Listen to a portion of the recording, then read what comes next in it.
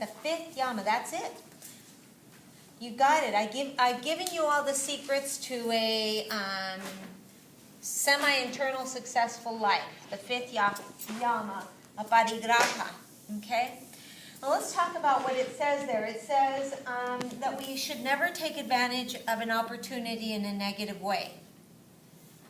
But if you think about it, remember how I told you that the yamas, there's no way that you can violate any of the yamas if you don't violate any of them. That's a negative way to say that. So in other words, if you honor all of the yamas, then you honor all of life and you honor people and you honor everything, right? Because could I take advantage of a situation if I was acting with ahimsa, which is total consideration? Could I take advantage of a situation? A bad one, in a negative way. Could I take advantage of a situation in a negative way if I was acting with consideration? No.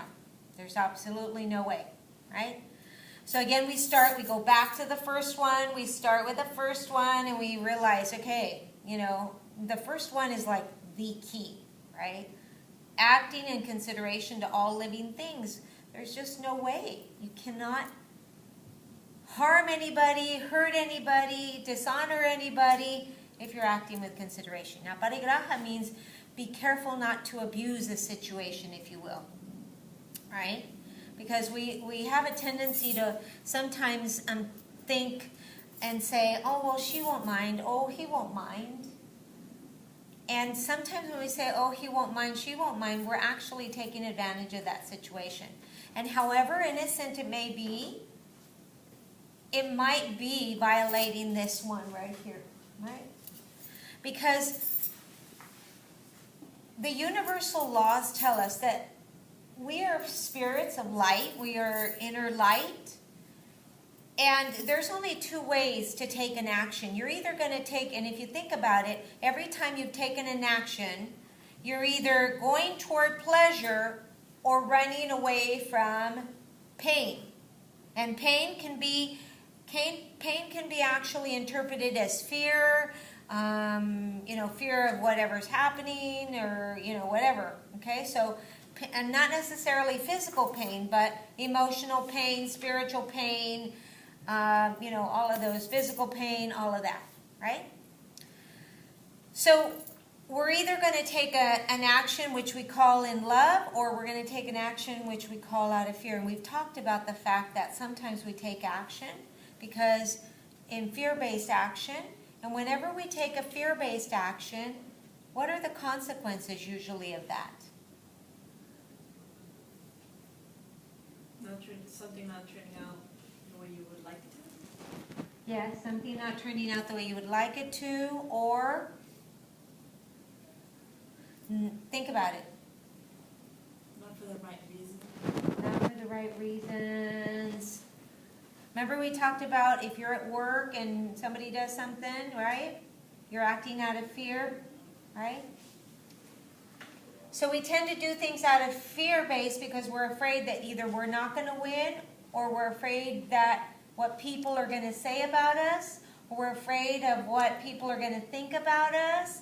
We're afraid all of that, And really the interesting part is it's just amazing. I mean, whether we act out of fear or we act out of love. Now, when we are looking, if you would put on a set of glasses, like sunglasses, and you take an action, and you've got these sunglasses, and everything looks scary to you, right? Are you going to take actions? Sometimes not, right? And isn't that what fear does to us? It stops us from taking advantage of opportunities that are given to us, presented to us, shared with us, whatever, right? We cannot see an opportunity when we're thinking in fear, right? And I keep going back into entrepreneurship, and I keep going back into business because it's just it lends itself so well. But it's like when you talk to a lot of people, the one thing that they want to say, the one thing that they say is, I would like to be rich, right? the majority, I'm not saying everybody, but I would like to be rich. I would like to earn a good income. And I would like to do, whatever it is. I would like to have my own freedom, make my own hours, do all of this. But see, the tricky part is that those things don't come from a job. They don't come from a job. Daniela over here told us that. They didn't come from a job. But over here as an entrepreneur, they can come from that. But the thing is that we're so afraid to take that step. Why? There's fear everywhere, right? We're afraid to take that step. Why? Because we're so used to being secure over here. We're afraid to take that step because we don't have the belief. Well, if you have belief, you're acting out of love. When you don't have belief, you're acting out of fear.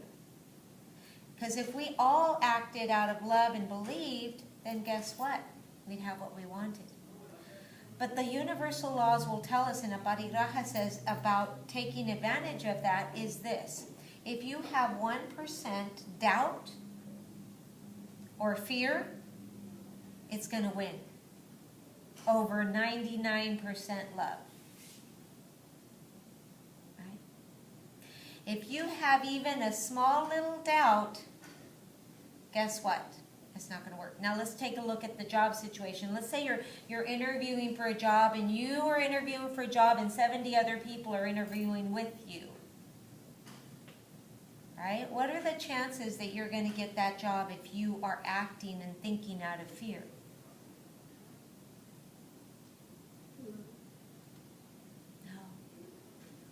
No. Right? So here's what I always tell, this is what I always told my daughter, and believe it or not, it took her a while, lots of interviews, but one day she took an interview, now she's got the job. She works at SeaWorld, the most, one of the awesomest place to work. But anyway, I said to her, you know what? I said, I want you to go to this interview and come out of love. Come. Take this opportunity out of love. Not an opportunity that's given to you. And that's what Aparigraha says, is that we want to turn it around and see the opportunity that we are giving to somebody else, right? So we're giving the opportunity to give love. And that's what I said. I said, remember that when you're taking that interview, you're there to give love. It matters not if you get the job. You're there to get love and give love. That's all.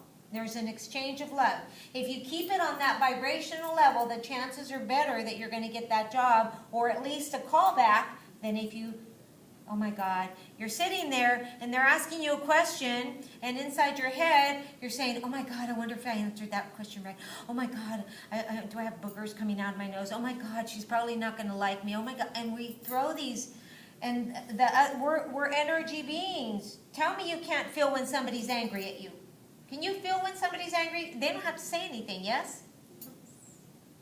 It's the same thing. If somebody feels you're nervous, they're going to feel it. It's like, oh, okay, I don't want this person. I want somebody that's confident. Right?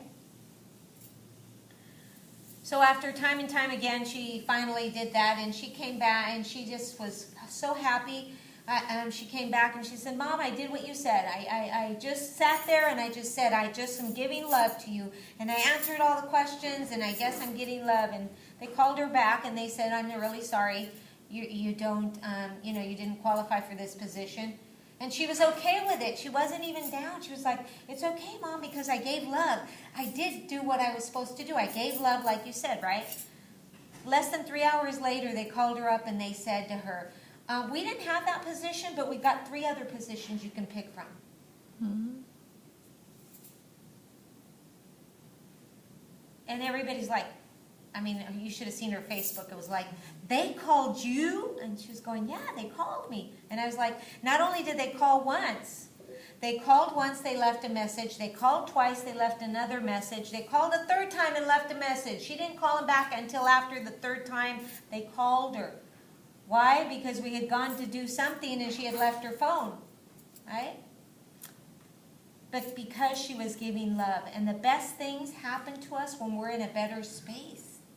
And that's what Parigraha says. Be careful not to take advantage of the opportunity in a negative way, but take advantage of the opportunity in a positive way. Does that make sense? Yes? So you want to make sure that you want to do that, guys. Always, always, always believe. Always believe. Because remember, what did I tell you? Your thoughts create your beliefs, and your beliefs create what? Your reality. Your reality, right? Because as Buddha said, right now what we're living is a sum total of what we have right? He didn't use that word. Thought up to now. So every thought we've ever had has either kept us here or moved us forward.